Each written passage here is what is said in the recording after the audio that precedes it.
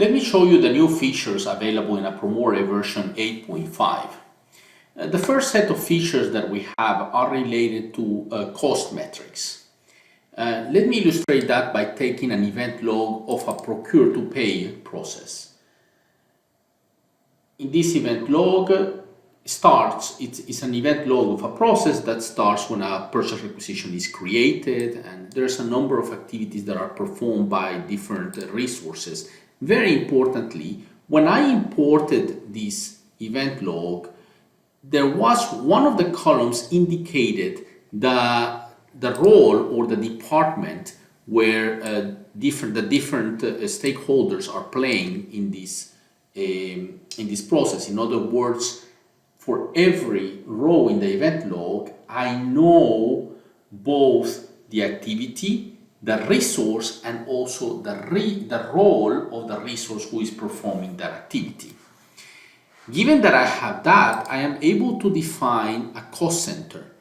A cost center is essentially a table that maps every role in the process to a cost per time unit, in this case per hour. So for example, here I have already preset that the financial manager, has a cost per hour of 20, that the supplier has a cost of 0, that the requester has a cost of 30, etc. This is completely configurable, and I can edit these values. And this table that I have defined here is called a cost center. Once I have defined a cost center, I can use it in different places now in Apromore.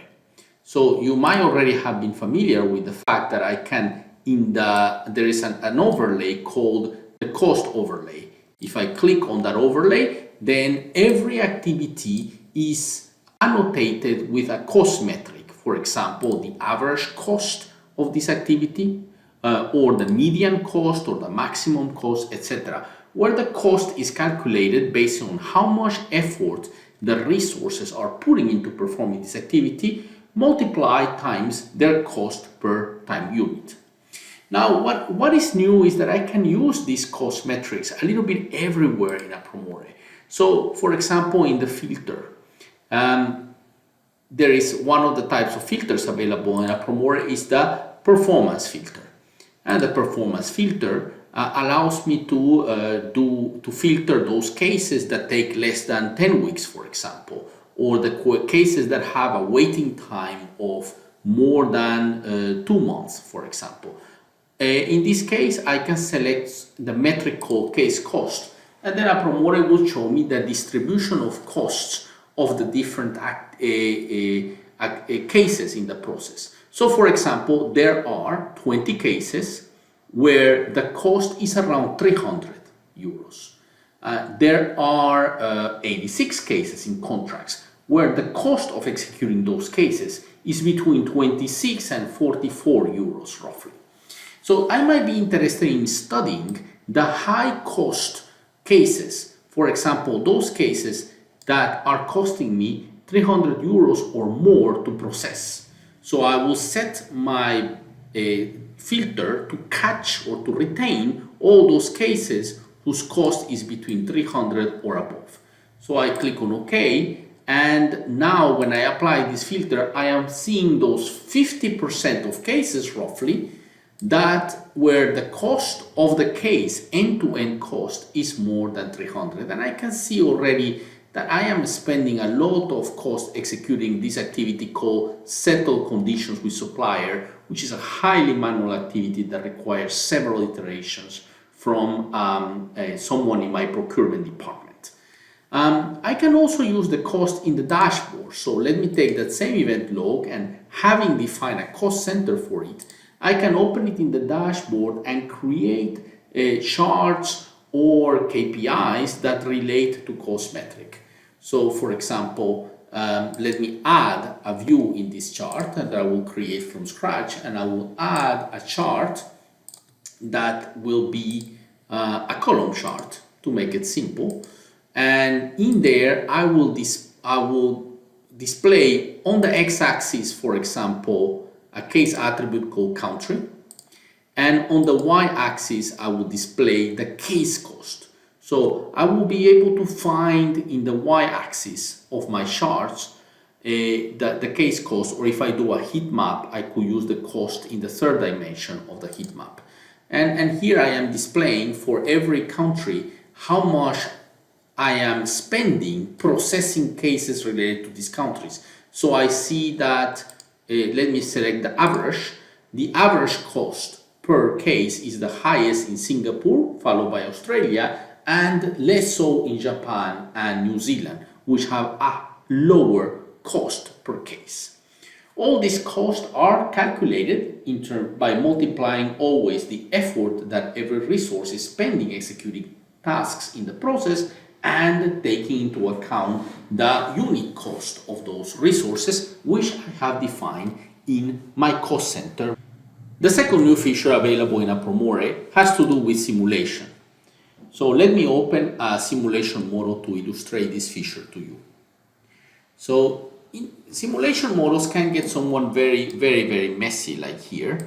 So let me adjust a little bit the size of the tasks to be able to better visualize them.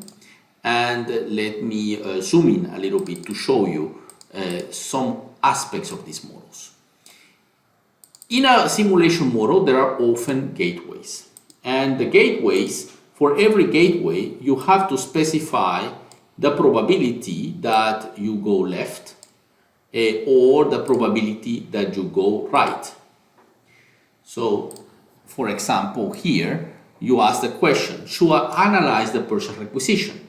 In some cases, I don't analyze the purchase requisition. In other cases, I go to this task, analyze purchase requisition, which involves an iterative process where you analyze the purchase requisition and you amend it, perhaps if it's necessary, and maybe you get approvals for that purchase requisition, etc. It's traditionally to specify in a simulation model how many times you do the simple thing of creating a quotation or requesting a quotation, and how many times you go through the complex process of analyzing and amending the purchase requisition. You will specify branching probabilities. So let me show it to you in here. You will specify, for example, that in 40% of cases, you go straight to creating a quotation.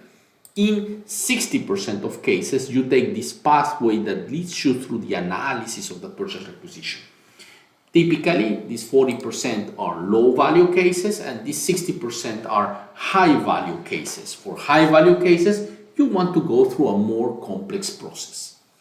Now, these probabilities are a little bit difficult to comprehend, and if you are going to be using this same criteria for deciding where to go, when to go left or when to go right in a gateway, you would like to do it in a more user-friendly manner. So Apromore now offers you that more user-friendly manner of specifying the branching probabilities of the gateways in your simulation model. It starts like this. First of all, you have to go to click anywhere, go to the general section of the simulation tab and define some case variables or case attributes that make sense for you as a business. So for example, I'm going to define a case attribute which I'm going to call the purchase value. And I'm going to make it categorical, but I could also make it numerical. But just for the demo, let me make it a categorical attribute, which means that I'm going to enumerate its possible values by clicking on this plus button here. The purchase value of a purchase requisitions can be low value, and the probability that a purchase requisition will be low value is 40%, or let me add another category. It could be that a purchase requisition is high value, and the probability that this is the case is 60%. So with 40% probability, a claim will be low value, and with 60% probability, it will be high value. And I could define other case variables like the invoice amount, maybe the type of purchase requisition this is, what are you purchasing, etc., etc. And then once you have defined these case variables, you can use them to define your branching conditions. So here, instead of this all the style of specifying probabilities in every gateway separately, I could delete that. Let me delete it. And let me move to the condition option. And I'm going to specify that we will go straight to creating a quotation request if, let me add a clause, the purchase value is equal to low value.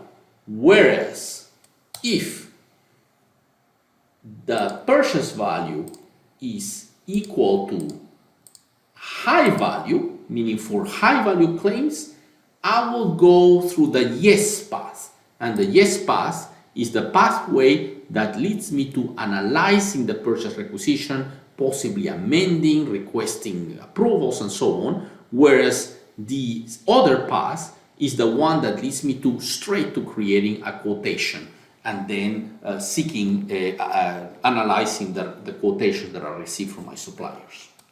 So this, I can do it for every gateway. I could go to this other XOR gateway, and instead of defining it in terms of probabilities, I could define it with respect to a condition on the case variables. And this is very useful if you have many conditions in your process model that are dependent on some case variable, like for example, the amount of the purchase, or in a claims handling process, the amount of the claim, or in a loan origination process, the amount of the requested loan, for example. Finally, there are some improvements as specified in the release notes, like for example, it is now possible to take a process model. By the way, I forgot to show you that I can simulate this, so I'm gonna complete my demo about the new simulation feature by saving this model, and I will call it my assist simulation and I'm gonna maybe call it with case attributes. So this is my purchase to pay simulation model with case attributes, and I'm gonna simulate it.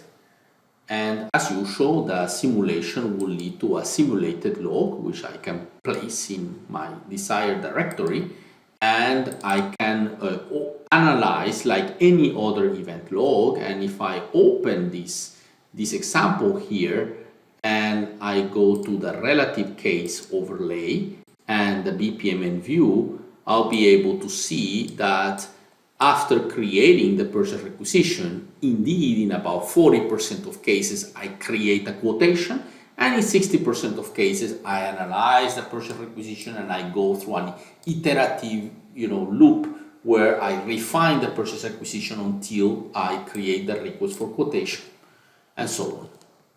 So finally, I was saying that it is now possible to do log animation with process models that have lanes and pools. The process model that I just showed you, for example, is a process model that has lanes and pools. I can select that model and I select an event log of the same purchase to pay process, and I can animate this log, and Apromore is now able to handle pools and lanes in the models when it is simulating them.